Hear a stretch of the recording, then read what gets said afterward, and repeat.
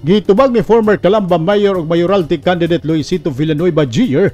ang pasangil ni mayoralty candidate George Garwin Matunog mao kini ang mastermind sa pagpusil sa naulahi. Subala ni Villanueva nga walay kabatuoran ang pasangil ni Matunog tungod kay wala siya maila sa nasangpit nga lungsod nga muhibo sa maong krimen.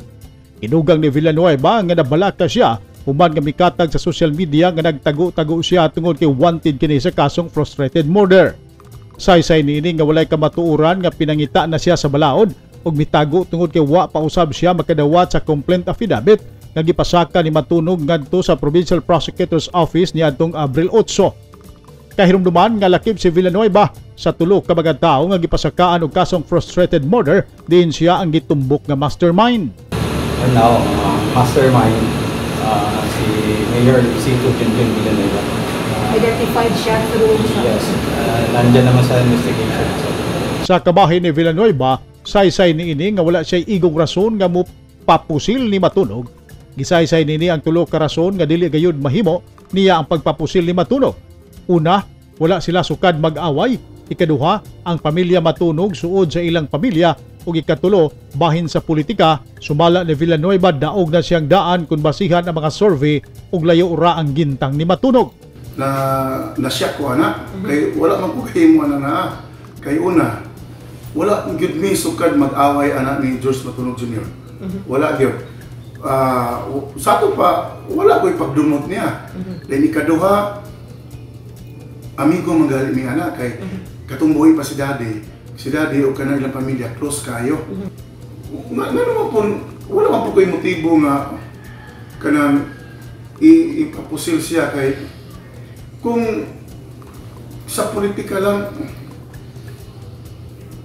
daog naman kudaan. Natingala si Villanueva nganong nga natumbok siya nga mastermind nga wala pa man gani madrakpi ang trigger man ug ang nagdrive sa motor single nga gisakyan sa mga suspect sibu sa nakita sa CCTV footage. Nagtuo si Villanueva nga gusto lang siya nga dauto ni Matunog ilabi na nga atbang sila sa politika. Gusto gyud ko niya dauton.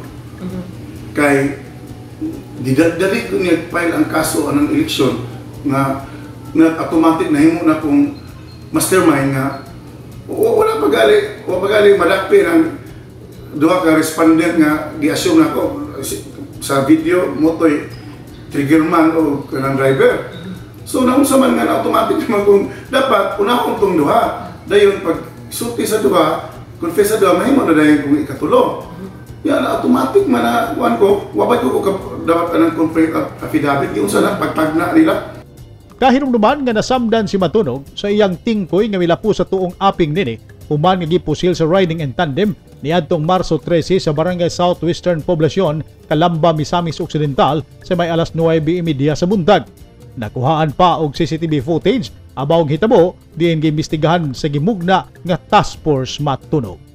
Neptali Batolino, Newsline Philippines, Province of Misamis Occidental. Stay safe.